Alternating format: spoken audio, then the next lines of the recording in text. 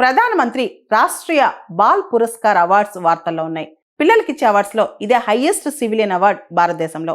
5 నుంచి 18 సంవత్సరాల మధ్య పిల్లలకి ఈ అవార్డ్స్ ఇస్తారు. 6 కేటగిరీస్ లో ఈ అవార్డ్స్ ఇస్తారు. Bravery, social service, environment, sports, art and culture, science and technology.